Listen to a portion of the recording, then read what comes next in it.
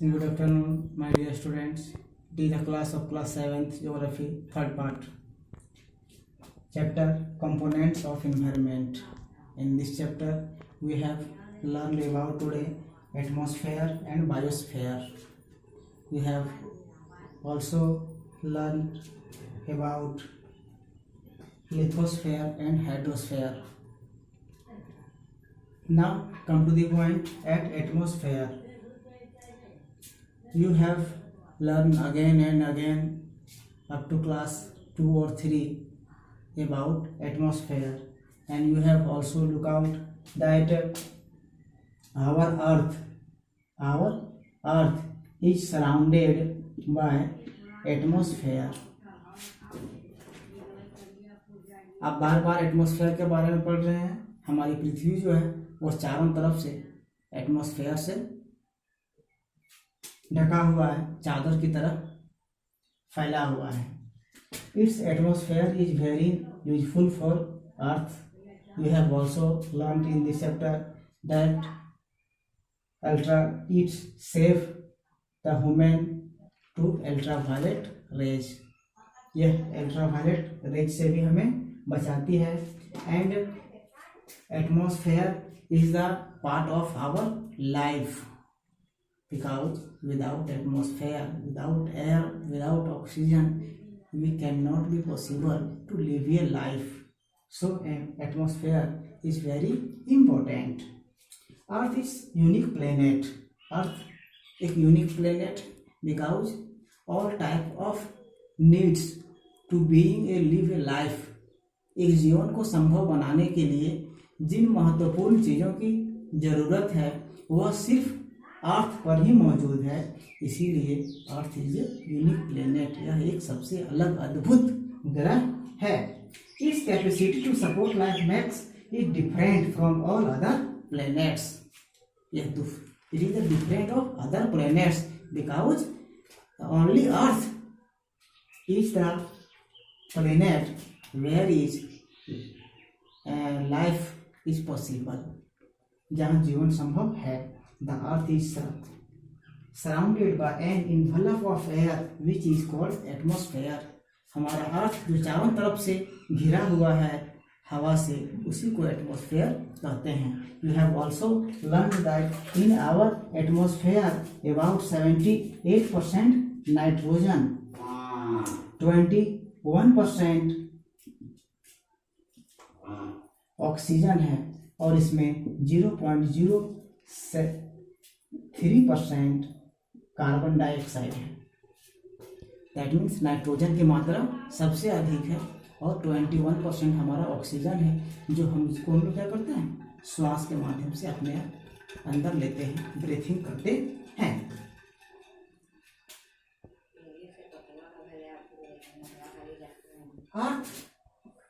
एक चीज और समझते हैं इसमें हम लोग, molecules is a word in our books. Molecules means a smaller part which is free from any gravitational force. ये हमारा जो अर्थ का एटमॉस्फेयर है वह ग्रेविटेशनल फोर्स के कारण, गुरुत्वाकर्षण बल के कारण पृथ्वी की ओर आकर्षित है। यह पृथ्वी से चिपकी हुई है, पृथ्वी से दूर भागती नहीं है। लेकिन मॉलिक्यूल्स क्या है कि वो स्वतंत्र रूप से चारों तरफ घूमते रहती है।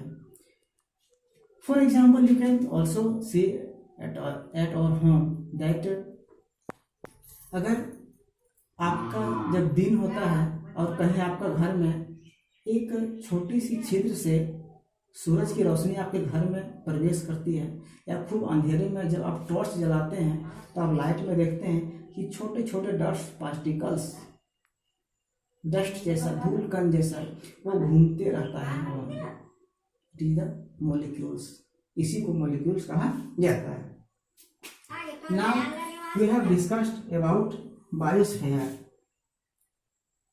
इन this time you have learned lithosphere, hydrosphere and atmosphere. Now we have come to the biosphere. Biosphere कोई स्वतंत्र मंडल नहीं है। यह क्या है? It's make the three components of lithosphere, that means जहां पर एटमॉस्फेयर, हाइड्रोस्फेयर, लिथोस्फेयर तीनों पाया जाता है उसी एरिया को बायोस्फेयर कहते हैं। That means where is available land, water, air, this area are called biosphere.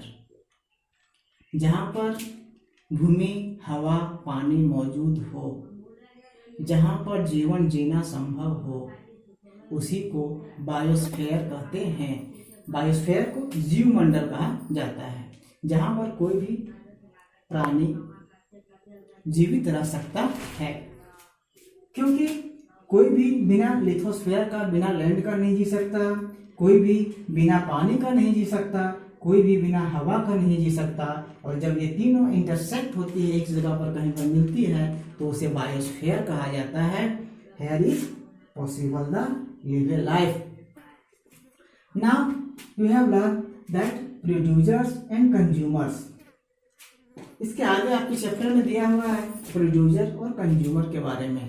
Producer किसे कहते हैं हम लोग? जो प्रोड्यूस करता है, जो उत्पन्न करता है, जो उत्पादक होता है, जो वस्तुओं सेवाओं को तैयार करता है, उसे प्रोड्यूसर कहा जाता है। इन दिस चैप्टर हम लोग प्रोड्यूसर के बारे में ये पढ़ेंगे कि जो फूड को प्रोड्यूस करता है, जैसे प्लांट हमारे लिए प्रोड्यूसर है। प्लांट से हमें क्या मिलते हैं? अभी आम मिलते हैं ना, हमें खीरा, ककड़ी, जितने सारे फ्रूट्स हैं, चाहे हम वेजिटेबल्स हैं, वो मिलता है। तो प्रोड्यूस कौन कर रहा है? प्लांट। तो प्लांट क्या हो गया? प्रोड्यूसर हो गया। कंज्यूमर कौन हो गया? जो उसको यूज करता है, जो उसको यूज करता है। तो यूज करने वाला क्या होगा? कंज्यूमर कहलाता है। प्रोड्यूसर का मतलब उत्पादक, कंज्यूमर का मतलब उपभोक्ता। Which person use the things, that is consumer. For example, you can also look at that grass got lion. It is the food web. एक फूड वेब बनाते हैं हम लोग। फूड वेब मीन्स खाद्य श्रृंखला। Grass is a producer for got, because got eats the grass. Grass एक producer है, किसके लिए? गॉट के लिए, क्योंकि गॉट घास को खा जाती है। तो ये प्रोड्यूस करता है और ये उसको यूज कर लेता है, उपभोग कर लेता है, ग्रहण कर लेता है। तो ये हो गया भाई हमारा प्रोड्यूसर, ये हो गया कंज्यूमर। अब हम लोग जब इस एग्जाम्पल में आते हैं, गॉट लायन। लायन क्या करता है? गॉट को खा जाता है। तो इस जगह पर क्या हो गया? ये प्रोड्यूसर हो गया। गॉट मांस को प्रोड्यूस करता है और लायन उसको खा जाता है। तो ये हो गया consumer. Producer means which produce any, मतलब हो गया क्या? प्रोड्यूसर वस्तुओं का उत्पादक है, बनाता है, उत्पादन करता है, और कंज्यूमर उसको उपभोग करता है, खा लेता है, ग्रहण करता है, यूज करता है। और इस तरह से फूड चेन बनता है। ग्रास प्रोड्यूसर है इसके लिए, गॉट के लिए, और गॉट क्या बन गया? कंज्यूमर। जबकि अगर इस में हम लोग आगे आते हैं तो देखेंगे कि गॉट क्या है? प्रोड्यूसर है, जो मीट का प्रोड्यूस करता है, और लायन क्या करता है? उसको खा लेता है। तो लायन यहाँ पर कंज्यूमर हो गया। Thank you. हम लोग मिलते हैं नेक्स्ट